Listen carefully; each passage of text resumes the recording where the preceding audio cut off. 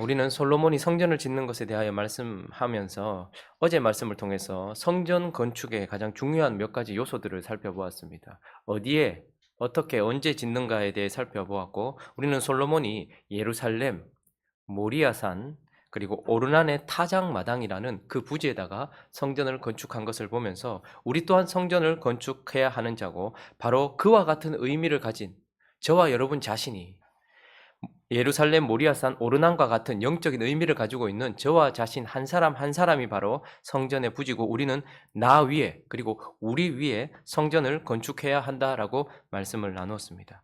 이제 역대하 4장은 마무리를 해가면서 오늘 본문을 통하여서 이 지어진 성전이 이제 그 부지 위에 성전의 모습이 우리에게 이제 윤곽이 보여지고 있는 것이죠. 하나님 마음 안에 있었고, 그리고 다윗 안에 있었던 그 성전의 모습이 이제 온 세상 앞에 드러나게 되는 장면입니다. 어떠한 모습으로 이렇게 드러나고 있는데요. 열왕기서는 이 성전을 짓는 건축과 관련된 이 기사를 아주 길게, 그러나 지금 역대기는 이 모든 기사들이 거의 반 이하로 줄어들어 있습니다. 반 이상으로 줄어들어 있어요. 그러니까 중요한 것은 성전의 모양이 어떠한가 보다 그 성전의 하나하나의 의미를 역대기는 우리에게 말해주고 싶은 것입니다. 그래서 오늘 이제 드디어 세상 가운데 하나님 안에 있었고 다윗 안에 있었던 그 성전의 모습이 솔로몬을 통하여서 세상 가운데 드러나면서 그 모습이 어떠한가를 몇 가지를 살펴보려고 해요. 먼저는요, 1절에 보면 솔로몬이 또 노수로 제단을 만들었다라고 말합니다. 자, 이제 세상 앞에 드러난 성전의 모습, 첫 번째 우리 눈에 띄는 것이 뭔가 하면 노수로 만든 제단이 우리 눈에 딱 띄게 됩니다. 그리고 2절을 보니까요, 또 노수를 부어 뭐를 만들었다고 말합니까? 바다를 만들었다라고 말합니다. 큰 대야입니다. 큰 대야. 그래서 바다를 만들었다라고 말하고 있어요. 그리고 6절로 가보시면 또 뭐를 만들었다고 말합니까? 물두멍을 10개 만들었다라고 말하면서 5개는 오른쪽, 5개는 왼쪽에 세워놓고, 자, 둘째 줄부터 한번 읽어보겠습니다. 시작. 5개는 왼쪽에 두어 씻게 하되 번제에 속한 물건을 거기서 씻게 하였으며 그 바다는 제사장들이 씻기 위한 것이었더라. 놋제단이 있었고 놋바다와 물두멍이 있어요. 자, 그런데 물두멍과 이 놋바다는 뭐 하기 위한 거라고요? 제사장들과 제물들이 씻기 위한 것이다 라고 말씀하고 있습니다. 자, 그러니 성전의 외적인 모습, 중요한 3가지를 우리에게 보여주고 있는데, 자, 그림으로 한번 보시면 방금 설명드렸던 저기 네모난 거 있죠? 저게 놋으로 만든 제단이에요. 그러니 성전을 딱 먼저 대하는 순간 우리는 제단을 만나게 됩니다. 저 제단의 길이는 이전에 성막, 모세를 통해서 주었던 성막은 5규빗 정도였는데 이것은 20규빗이니까 매우 커진 것입니다. 제단이 아주 커졌죠. 그리고 또 그 옆에는 뭐가 있습니까? 큰 대야가 하나 있습니다. 저게 바로 놋으로 만든 대야고, 오늘 보니까 소 12마리, 3마리, 3마리, 3마리씩 어떻게 해요? 동서남북을 가리키고 있고, 그 12마리가 바치고 있는 큰 놋바다, 제사장들이 씻는 곳입니다. 그리고 위에 보니까 물두멍이 5개, 5개씩 나누어서 10개가 있죠. 그러니 성전을 딱 만나는 순간 우리는 그 성전 앞에서 이 3가지를 만나게 되는 것입니다. 자, 그리고 이제 세상 앞에 드러난 성전에, 그러나 대부분의 사람들은 볼 수 없는, 제사장들만 볼 수 있었던 그 내부에 대한 또 3가지 중요한 것들 몇 가지를 우리에게 보여주고 있는데, 19절을 한번 가볼까요? 19절을 가보시면 또 솔로몬이 하나님의 전에 모든 기구를 만들었는데 그 안에 뭐가 있는지, 첫 번째는 곧 뭐가 있대요? 바깥에는 놋제단이 있었어요. 그런데 안에는 금제단이 있다고 말합니다. 이것은 향로를 말하는 거예요. 그러니까 뭘 죽이고 뭐 하는 것이 아니라 성소와 지성소 사이에서, 지성소 바로 앞에 있는 그 지점에 제단이 하나 금으로 만들어져 있습니다. 그래서 그 제단 위에서 계속해서 향이 하나님께 피어 올려져 갈 수 있도록 금 제단이 하나 있고, 그리고 또 뭐가 있습니까? 진설병 상들이 있다라고 말하고 있습니다. 거기에는 보면, 또 안에는 보면 상이 10개가 쭉 있어요. 모세의 성막에는 상이 하나 있었는데 여기는 10개가 있어요. 그러니까 그만큼 규모가 커진 겁니다. 10개의 상이 좌우로 나누어서 쫙 이렇게 서 있어요. 그리고 20절로 가보면 또 그 내부의 중요한 것 중에 하나가 무엇이냐면, 지성소 앞에 규례대로 불을 켜둘 뭐가 있대요? 순금 등잔대. 그러니까 밝히는, 그러니까 촛불, 잔으로 밝히는 그런 촛불 같은 것이 있었다. 이것이 또한 10개 이렇게 좌우로 나눠져 있었고, 그리고 또 하나 중요한 것은 내부는요, 두 부분으로 나눠져 있어요. 우리가 잘 아는 것처럼 성소와 지성소. 그런데 오늘 본문에 보면 성소와 지성소 사이에 문으로, 나무 문으로 이렇게 금을 입힌 문으로 막아놨지만, 더 중요한 것은 우리가 어제 본문에서 보면 3장 14절을 보시면요, 거기에 뭐가 있는가? 성막이도 있었고 여기도 있는 것이 있는데 읽어보겠습니다. 시작. 청색, 자색, 홍색 실과 고운 배실로 휘장문을 짓고 그 위에 그룹들의 형상을 수놓았더라. 청색, 자색, 홍색 실, 고운 배실로 휘장을 만들었다라고 말해요. 그래서 거기에 그룹, 천사들 같은 그런 것들을 상징하는 그룹을 만들어 놓고 성소와 지성소를 구별해 놨어요. 자, 내부를 한번 사진으로 한번 보시면 잘 보일지 모르겠지만, 외부와 내부의 특징 중에 하나는, 외부는 다 무엇으로 만들었습니까? 노수로 만들었어요. 사람들의 눈에 띄고 겉으로 드러나는 부분은 노수로 만들었어요. 그런데 사람들은 거의 볼 수도 없고 거의 드러나지도 않는 내부를 뭘로 입혀놓은 겁니까? 금으로 입혀놨어요. 그런데 저기 파란색 저 사람 하나 보이세요? 저분이 이제 대제사장일 겁니다. 제사장 앞에 조그마한 제단이 하나 보이십니까? 네, 저게 금제단이에요. 그러니까 지금 성소와 지성소 사이에 금제단이 있어요. 저기서 계속 향을 피우고 있습니다. 그리고 저 제사장님 뒤에 보니까 상이 있죠. 하나 이제 상징적으로 상이 이제 안에 있습니다. 여기에는 뭐가 있을까요? 하나님께 올려드리는 진설병, 떡. 그리고 그것이 안식일이 지나고 나면 제사장들이 거룩한 곳에서 먹는 제사장들의 떡이기도 한 그 상을 올려놓는. 그리고 그 위에 조금 그 상 위쪽으로 가보시면 5개, 조금, 고기, 저기 보면 이렇게 촛대 같은 것이 보이십니까? 여러분들 눈이 좋으시네요. 저것이 등잔대예요. 불을 밝히는 것입니다. 자, 그리고 이제 계단을 올라가 보시면 저기에 옆에 이제 문이 있죠. 저기 앞에 그게 문이에요. 이렇게 닫히는 문이에요. 그런데 거기에 뭐가 있냐면 문도 있지만 휘장이 쳐져 있는 것입니다. 그러니 지성소는요, 성소는 제사장들이 자주 드러나지만 지성소는 단 1년에 단 한 차례 휘장을 지나서 들어가야 되는 곳입니다. 자, 이런 식으로 성전이 지어졌다라는 것을 그냥 얼핏 살펴보았습니다. 자, 그러면 이제 오늘 이 본문 말씀을 통하여서 드디어 세상에 드러난 이 성전이 지어졌다는 것은 무엇인가 보여준다라는 것 아니겠습니까? 그러니 이 성전을 통해서 하나님은 우리에게 무엇을 보여주시려고 하는가? 무엇 때문에 성전을 지으셨는가? 이 성전의 건축 목적, 그것을 살펴보려고 합니다. 이 성전이 세상 속에 드러나면서 하나님은 이 성전을 통해서 무엇을 드러내 보이시는가? 첫 번째는요, 바로 하나님께 나아가는 길. 하나님께 나가는 길을 성전이 지어지면서 보여준다라고 말하고 있어요. 성전 전에 모세를 통해 성막이 있었고요. 그 성막을 기초로 한 성전이 지어졌습니다. 그런데 이 성전은요, 결국 하나님과 하나님은 3000층에 계십니다. 저 하늘 꼭대기에 계십니다.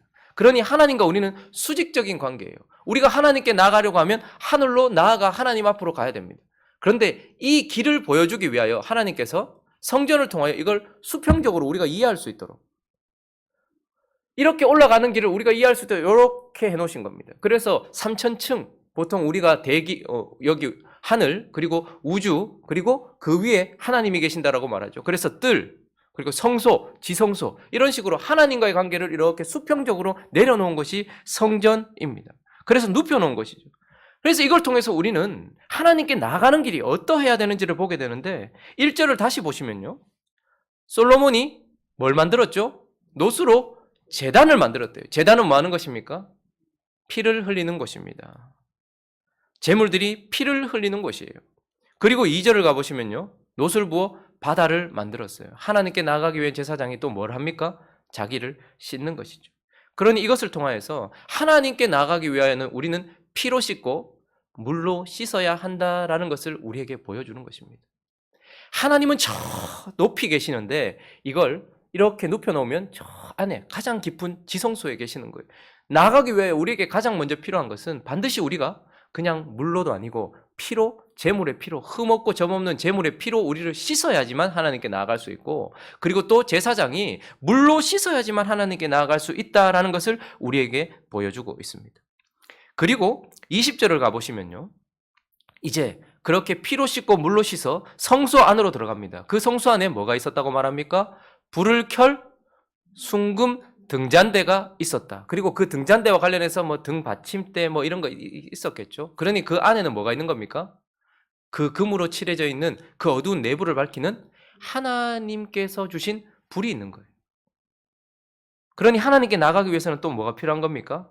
빛을 따라 걸어갈 수 있는, 하나님께 나아가는 인도하는 빛이 있어야 되는 거예요. 제사장은 거기에서 켜놓은, 등잔대에 켜놓은 그 빛을 따라서 행하여 하나님께 가까이 나아갈 수 있는 것입니다. 쉽게 말하면 진리, 내가 곧 길이요 진리요 그리고 내가 빛이다 라고 말씀하신 그 빛을 따라서 우리는 나아가야지만 하나님께 나아갈 수 있다는 거예요. 그리고 마지막으로 그 성소를 빛을 따라 걸어서 이제 우리가 하나님이 계신 지성소로 들어가려고 하면 반드시 뭘 지나야 됩니까? 3장 14절을 다시 보시면요.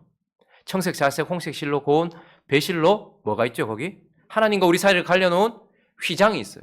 그래서 우리가 하나님께 나아가려고 하면 피와 물로 씻고 그 빛을 따라 걸어가야 되며 반드시 그거 가리고 있는 휘장을 지나야지만 하나님께 나아갈 수 있다라는 성전은 우리가 하나님의 나아가는 길을 보여주고 있습니다. 자, 두 번째, 이 성전은 또 우리에게 무엇을 보여주는가? 바로 그 길이 되시는 예수 그리스도를 보여준다라는 것입니다. 어떻게 하나님께 나아갈 수 있는가를 보았는데, 자, 그 길의 구체적인 해답이 되시는 예수 그리스도를 보여주고 있는 것입니다. 성전 전체는 사실 예수 그리스도의 예표인 것입니다. 그래서 너희가 성전을 헐라, 내가 사흘 만에 다시 일으킬 것이다 말씀하셨던 것은 그 성전이 보여주던 것이 자신이라는 것이었어요. 그래서 성전 자체를 통해서 하나님은 하나님께 나아가는 그 길이 되시는 예수 그리스도를 사실은 보여주려고 하신 것입니다. 1절을 다시 보시면요. 이 놋제단을 보면서 우리는 뭘 깨닫게 될까요? 거기에서 피 흘려 하나님께 나아갈 수 있는 제물이 되시는 어린 양 예수 그리스도를 그곳에서 보게 되는 것입니다.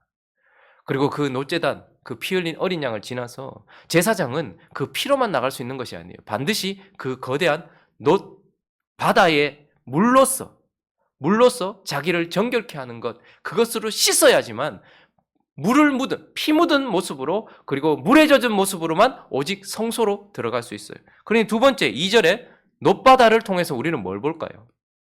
바로 우리를 깨끗게 하는 말씀과 그리고 우리를 실로 의롭게 하는 성령, 그것을 주시는 예수 그리스도. 오직 예수 안에만 말씀이 있고 오직 예수 안에만 성령이 있는 것이죠. 그래서 우리는 놋바다를 통하여서 성령과 말씀으로 우리를 씻으시는 예수 그리스도를 보게 되는 것입니다.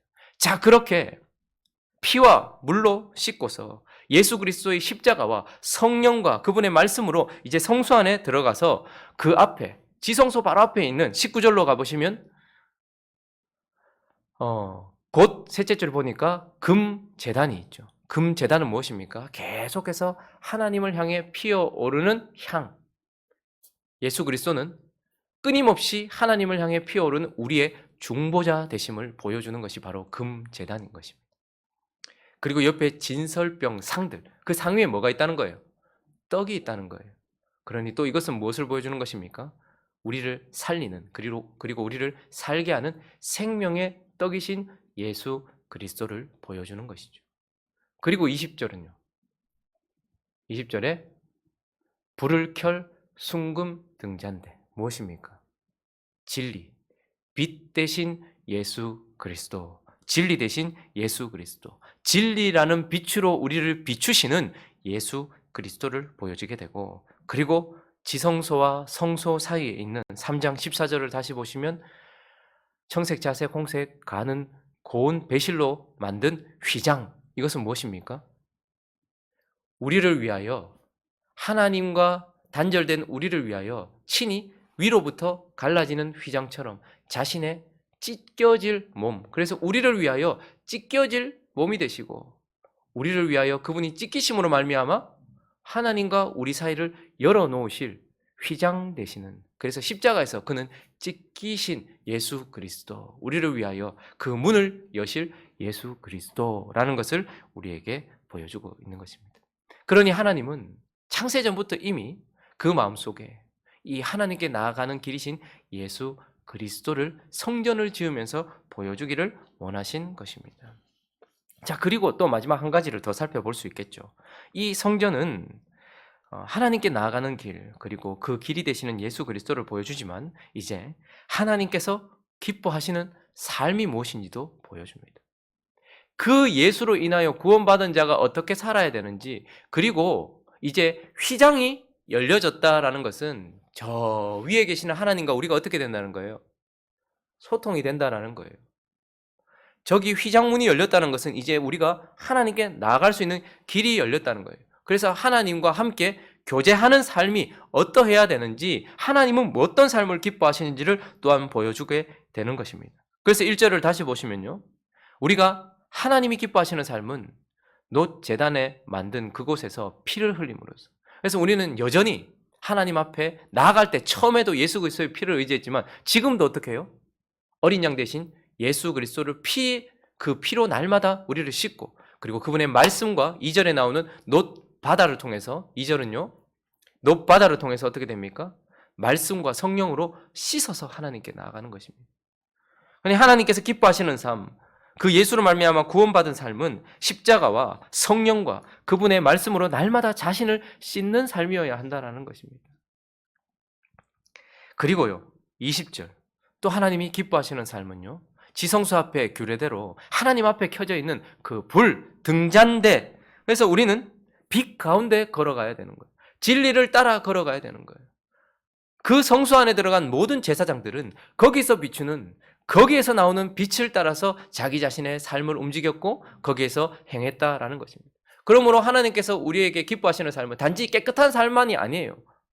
그분의 피와 그분의 성령과 말씀으로 깨끗하게 씻고, 그리고 어떻게 하는 거예요? 그 진리를 따라 행하는 것입니다.